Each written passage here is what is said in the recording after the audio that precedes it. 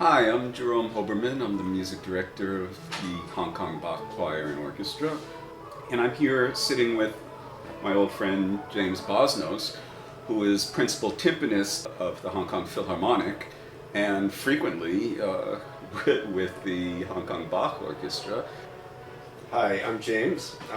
Thank you for having me, Jerry, and it's a pleasure to talk with you about Bach and about the Bach Choir. Originally, I'm from Chicago. I moved to Hong Kong in the year 2000 to join the Hong Kong Philharmonic. And since then, I've tried to find different areas in Hong Kong to share my love of music. That usually expresses itself in performing, but more importantly for me, in composing. So living here has been great. Playing with the Bach Choir over the past 20 years has been super fun. More importantly, having the Bach Choir perform two of my most dear compositions has been something that I treasure. Jim, it might surprise people that even a timpanist or percussionist has a close involvement with the music of Bach, because Bach didn't write any percussion music, and the timpani music that he wrote is not the most elaborate thing. What's your background in Bach? Growing up as a classical musician and training in all the years, it was important for me for some reason to get away from just being known as a drummer. I enjoy playing timpani the most out of all the instruments, probably because I get to play composers like Bach. If you only play modern percussion, you would never get an opportunity to sit and actually experience what it's like to be in the middle of the B minor mass, which is pretty spectacular. I treasure that experience because you actually have sometimes the best seat in the entire house. You're in the Second best seat. maybe the second best seat, but I'm in between the orchestra and the choir usually, and so I'm hearing both things in surround sound, and it's quite tremendous. So, and as you mentioned, when you play a timpani part of Bach's, it's not the most complicated, or as all composers who use the drums like that, you have a role to play which is very integral still, even though it's not as frequent as other instruments, but it's a harmonic pillar, it's a moment of drama, or however composers use it. So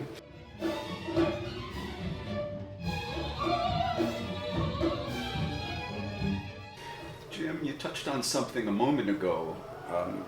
You said that as a timpanist, you get to sit in between the orchestra and the chorus, and when it's Bach, where you don't always have that much to play, gives you a lot of time to really listen to how he builds things, how he makes things happen. And I'm wondering, as a composer today, how that impacts you. That is there something in Bach that we continue to learn from as composers? yeah, sure. I think every composer has some relationship with Bach. My composition teacher in university, he described Bach as the absolute culmination of everything that had happened before him. He took everything that had been written and he assembled it into kind of codex of what was music up until that point. Well, to me, clearly the finger of God was on him, and he was given the most incredible gift, and he figured out how to share that with all of us in a particular way. So as a composer, I'm of course trying to learn polyphony from Bach, because in my own music that's such an important factor. There's often 18 or 20 different lines going on in my music at the same time. I was reading something the other day that mentioned that you say the name Picasso, and the only other one comparable to Picasso in the 20th century, somebody who you say the name and it sort of symbolizes art to people. The only comparable name in the 20th century is Einstein, somebody who is such a giant that they transcend everything and they become a symbol. And I think you'd probably agree that we can say that about Bach in his time. The word Bach is no longer just the guy who wrote these pieces, but it's more of a symbol of the whole era. Do you think in later periods there's been anyone who picks up that role? I think if I had to pick one, it would be Wagner. Hmm. We're living in a day and age where you can search on YouTube any possible thing to listen to like this. Wagner's sitting there with a quill pen and a stack of manuscript paper and produces 1,800 pages of the Ring.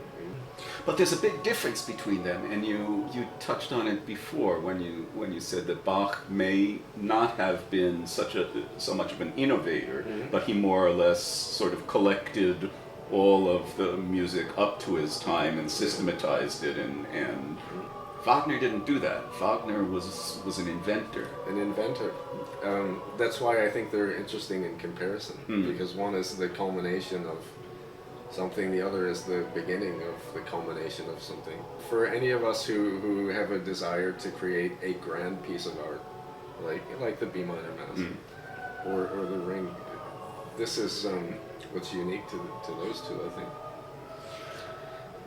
And I think you said something also very important when you say mastering the craft, because I think a lot of people who aren't in music deeply, who just are casual listeners, have a kind of imagined view of a composer as somebody who sits around and gets a flash of inspiration and writes it down, or hears something in a dream and sleep and writes it down, and then you have a hit.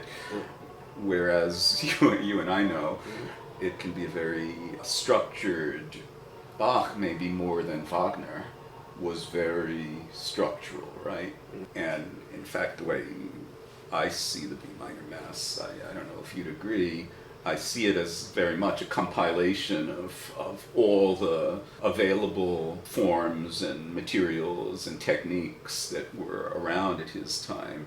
Do you think that's unusual, or is it relatively typical still? I think it's pretty typical. I've only experienced in my life a couple of moments where I've actually seen a flash of something that's actually in a kind of full form. Then actually figuring out how to write it down is a completely different story.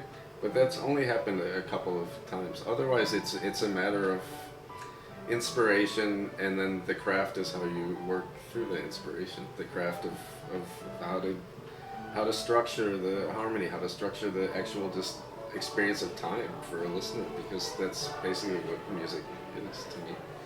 We're giving our life over to listening to a particular thing in a particular amount of time. When you're listening to a piece, of course you might know what's going to happen, but you're pretty much focused on that second of the present. And that's why as a composer it's really quite an honor for me, especially like a piece that I wrote for the Bach Choir. For a half an hour, I get to tell everybody on stage exactly what to do.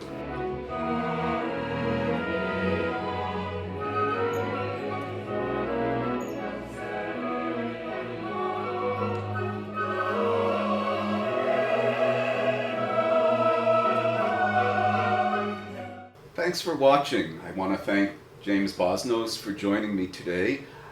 The Hong Kong Bach Choir and Orchestra's 50th anniversary concert performance of the Bach B minor Mass is coming up soon. We hope to see you there. Thank you, Jerry, for having me. Congratulations to the Bach Choir for 50 years, and I hope that you'll all go and witness this magnificent piece of the B minor Mass.